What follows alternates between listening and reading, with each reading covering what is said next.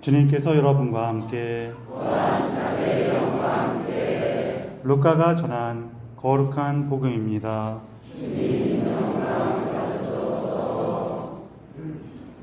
너희는 허리에 띠를 메고 등불을 켜놓고 있어라.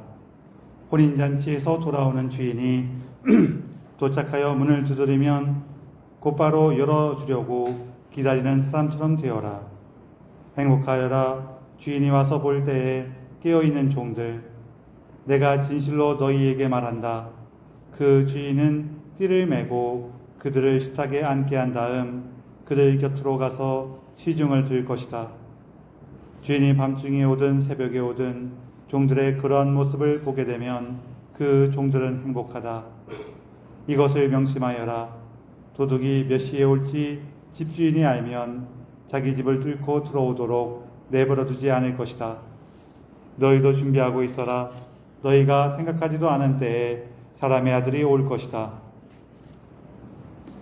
주님의 말씀입니다. 그리스도님 참여합니다. 찬미 예수님, 서로 인사를 좀 나누세요.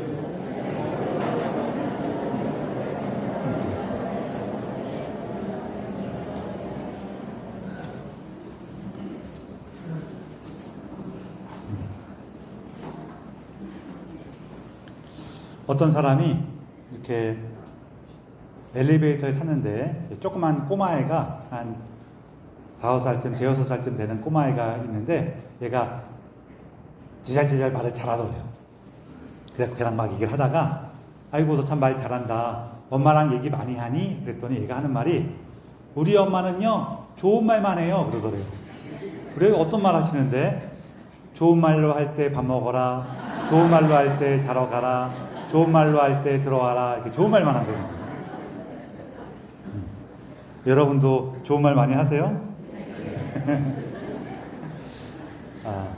오늘 복음에서 예수님께서 이제 깨어 있어라, 깨어 있어라 딱 하시거든요. 제가 어릴 때 요즘에는 이제 친구들 보니까 어린애들도 굉장히 늦은 시간까지 이제 뭘 하더라고요. 뭐 휴대폰으로 뭐 하기도 하고 TV나 컴퓨터로 뭘 하기도 하고 이렇게 하는데 제가 어릴 때에는 일단 TV도 딱 12시밖에 안 했어요. 그쵸? 12시까지밖에 안 하고 그 다음에 우리 10시 넘어가면 이제 어른들 볼 거니까 아이들은 가서 자라 그렇게 하기도 하시고 또 노래도 있었어요. 새나라의 어린이는 일찍 자고 일찍 일어난다 뭐 그런 얘기가 있어갖고 제 기억에는 그때가 물론 저희가 어릴 때이기도 했지만 대충 한 9시 10시 되면 잤어요. 그게 잤는데 그러면서 또 한편으로는 그때는 우리나라가 굉장히 바쁘게 막 돌아갈 시기였기 때문에 아버지께서는 보통 회사에서 야근까지 하시고 집에 들어오시면은 우리가 잘 시간 조금 넘어졌을 때가 많아졌어요. 그러다 보니까 저희는 일찍 자러 가고 아버지께서 늦게 오시니까 보통 때에는 아버지께서 오시는 것을 못 보고 저희가 잠들어요. 그런데 한 달에 적어도 하루 한 번 무슨 날?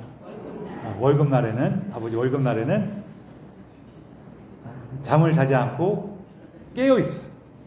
딱 깨어 있다가 띵동하고 초인종 소리가 나면은 이제 저하고 제 동생하고 둘이서 그 현관문으로 다다다닥 달려가갖고 문을 탁 열어드리면서 아빠 다녀오셨어요? 라고 인사하는데 눈은 아빠 얼굴을 보는 게 아니라 어딜 봐요? 손을 봐요. 그쵸? 손에 그때는 치킨도 아니었어. 통닭이라도 사오셨으려나 싶어갖고 통닭이라든지 뭐 과자라든지 이런 거 사오셨을까 하면서 딱 봐요. 근데 아버지께서 사오셨으면은 기쁜 날이고 아버지께서 안 사오시면은 이제 실망하는 거죠. 그런 날이었어. 이처럼 우리가 보통 때는 잠들었는데 잠들지 않고 깨어 있으려면은 어떻게 해야 될까요? 기다려야 돼요. 우리가 기다리고 있으면은 잠들지 않고 깨어 있게 돼요. 오늘 복음에서 예수님께서 혼인잔치에서 돌아오는 주인이 언제 올지 모르니 너희는 깨어있어라 이렇게 한단 말이에요. 근데 요거 자체가 우리가 조금 재밌죠. 왜 재밌냐면은 아니 혼인잔치에서 뭐 언제 올지는 조금 시간 애매할 수 있어도 대충 언제쯤 오시겠지.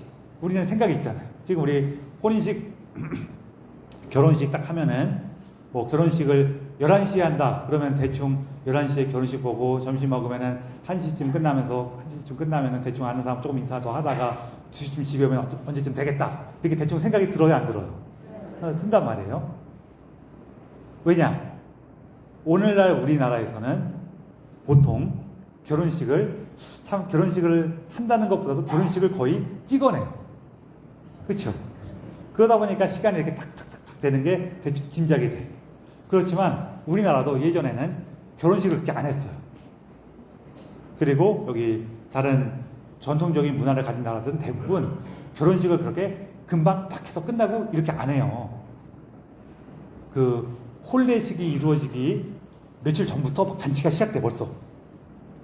특히 그 집안이 좀 더 유력한 집안이거나 재산이 많은 경우에는 더 그렇죠.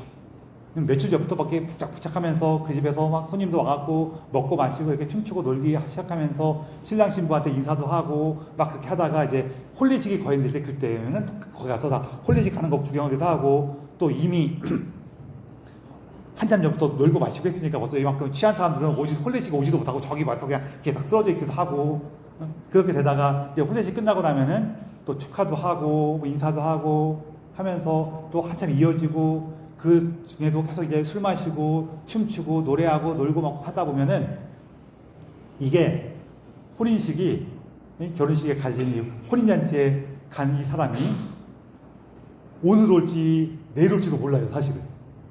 그렇죠? 오늘 저녁에 갈게 그러다가도 술 마셔갖고 막 이렇게 흥겨워서 아우 너 왔니 오랜만에 인사도 하고 그렇게 즐겁게 놀다 보면은 취해서 잠들면은 저녁에 가는 거예요 못 가는 거예요?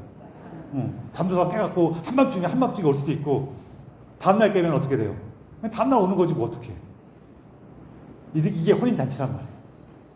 거기다가 여기는 더운 지역이다 보니까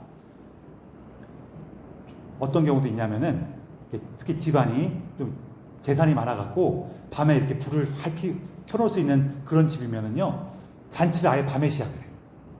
해가 넘어갈 때 시작을 하니까 이 잔치가 언제 끝날지 모르는 거예요. 언제 끝날지 모르는 것도 있지만 거기 간 사람이 언제 돌아올지 몰라. 그래서 깨어있는 거죠. 기다리는 거예요. 주인이 오는 날을. 이렇게 되는데 이거는 우리 삶에도 벌어져요.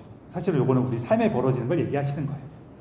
우리 삶에서 우리가 우리 삶에 깨어있으려면 깨어있다는 게 대충 뭔지는 우리가 짐작은 돼요. 아 이렇게 하는 게 깨어있는 건가? 어떤 일이 딱 벌어질 때 이 내용을 제대로 이해해서 내가 어떻게 살아갈지를 하느님과 찾는 것이 깨어있는 거지라는 걸 우리가 대충 짐작을 하는데 이걸 깨어있으려면은요 처음부터 기다리고 있어야 돼요.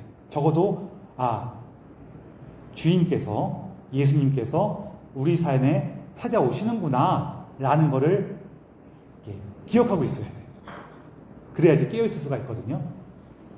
예수님께서 내 삶에 어떻게 오실까? 어떤 모습으로 오셔서 어떻게 나에게 말씀을 거실까를 기다리는 거예요. 그리고 종종 기다리면서 깨어있으려면 이렇게 기다리는 건데 이 기다릴 때 우리가 우리 삶에 좋은 일이 있건 나쁜 일이 있건 뭐 힘들거나 어려운 일이 있건 기쁜 일이 있건 이런 건 다 예수님 그 안에서 예수님을 찾고 만날 수가 있는데 보통은 좋은 일에서는 만나기 좀 쉽지가 않아요. 왜일까요? 좋은 일에서 만나기 어려운 이유가 뭘까요? 우리 삶에 좋은 일이 벌어지면은요 우리는 어떻게 생각하냐면은 내가 잘나서 그런 일이 생겼다고 생각해. 내가 잘나서 그런 일이 생긴 것 같아요. 사람은 어쩔 수가 없어. 그러면 그 안에서는 예수님을 잘 못 찾을 생각을 잘 안 해. 오히려 어떨 때 예수님을 찾기가 쉬우냐면은 우리 삶에 뭔가 어려운 일이 벌어지거나 힘든 일이 있을 때 그럴 때 이런 일이 왜 벌어졌지 하면서 예수님을 막 찾는단 말이에요.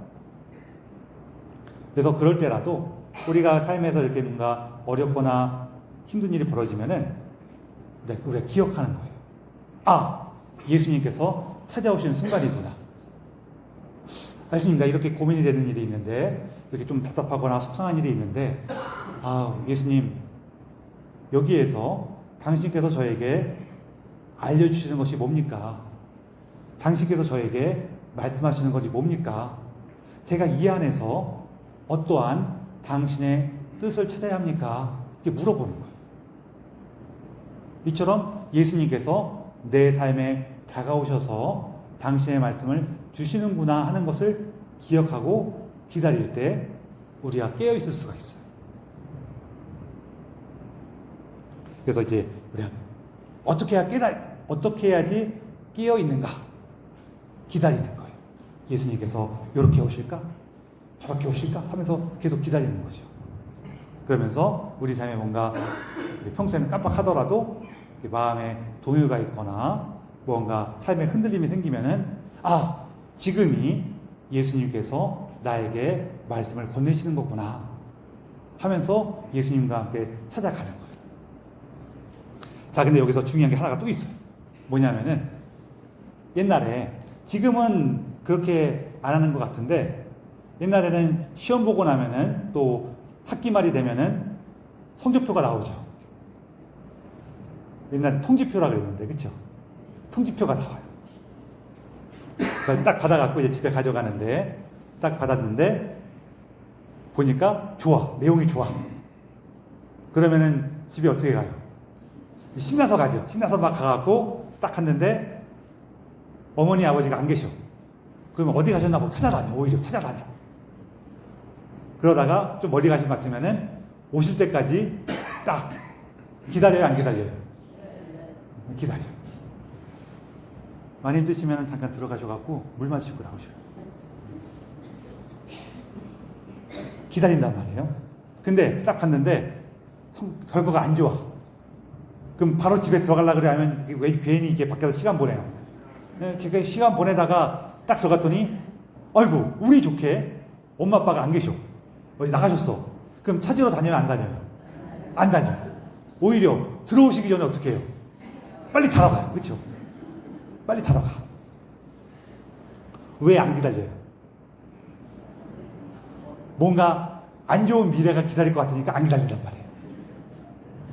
내가 뭔가 좋은 일이 있을 것 같아. 뭔가 멋진 일이 날 기다릴 것 같아. 그러면 우리가 기다려요, 안 기다려요? 기다려요. 거꾸로 뭔가 안 좋을 것 같아. 그럼 기다려요, 안 기다려요? 안 기다린단 말이에요. 우리가 예수님께서 오시는 것을 기다리려면은 예수님과 함께 우리 삶에 좋은 일이, 멋진 일이 일어나리라고 희망하고 있어야 돼. 예수님이 좋아야 돼. 그래야지 기다리지. 예수님이 무섭거나 어렵거나 힘들면은 기다리겠어요, 안 기다리겠어요? 안 기다린단 말이에요. 우리가 한번 확인해 보면 좋은 건 뭐냐면요, 예수님과 함께하는 것이 나에게 기쁜 일인가? 나에게 예수님이 어떤 모습인가? 이걸 확인해 보는 게 중요해요. 우리가 예수님을 훌륭한 분이라고는 생각하더라도 무서워하거나 어려워하면 참 기다리기가 쉽지가 않을 거예요. 우리 종종 오해하는 게 있거든요. 예수님께서는 우리가 착하게 살아라, 열심히 살아라 이런 식으로 강요하는 분으로 느낄 때가 있어요. 근데 사실 예수님 그런 분이 아니에요. 용서로 얘기를 해도, 용서가 우리가 제일 어려운 것 중에 하나니까 용서로 말씀을 드리면은 우리가 종종 어떻게 느끼냐면은, 내가 누굴 미워하고 있으면은 예수님께서 이놈 용서해야지, 네가 용서하지 않으면 내가 벌을 줄 거다 막 이렇게 느낄 수가 있거든요.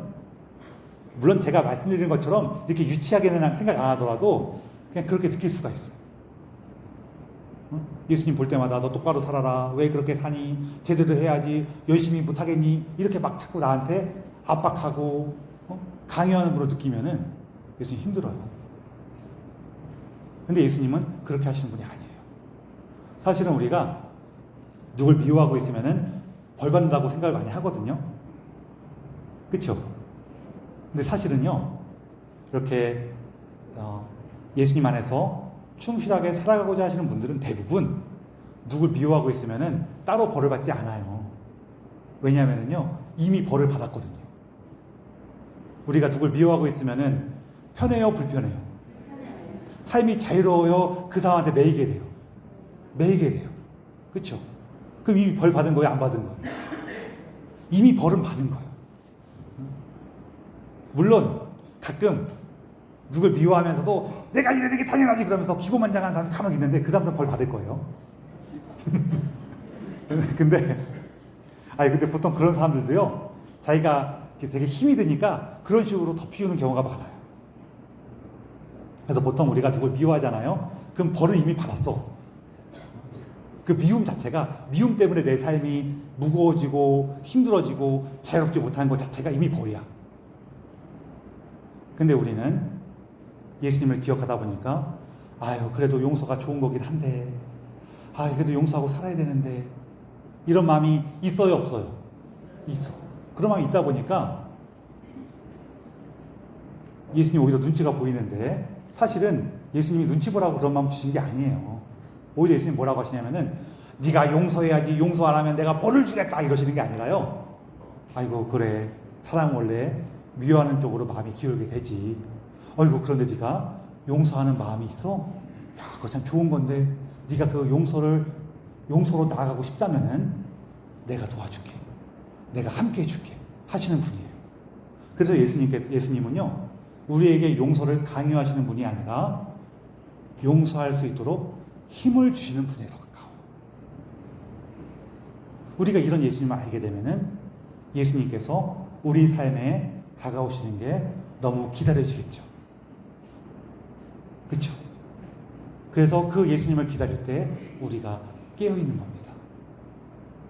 그래서 여러분, 이제 다시 한번 말씀드리면은, 우리가 깨어있으려면은 어떻게 해야 돼요? 예수님을 기다리고 있으면 돼요. 예수님을 기다리려면은 뭐가 있으면 힘이 돼요? 예수님을 좋아해야 돼요. 예수님이 좋은 분이라는 희망이 우리에게 있으면 됩니다. 그러니 여러분, 오늘 이 기사 안에서 하느님께 우리가 당신이 얼마나 좋으신 분인지, 당신과 함께 우리 삶에 얼마나 멋진 일이 일어날지를 희망하고 기뻐할 수 있는 은총을 달라고 청합시다. 그 은총 안에서 우리가 예수님을 기다리면서 깨어있을 수 있기를 청하며 이 미사를 봉헌합시다.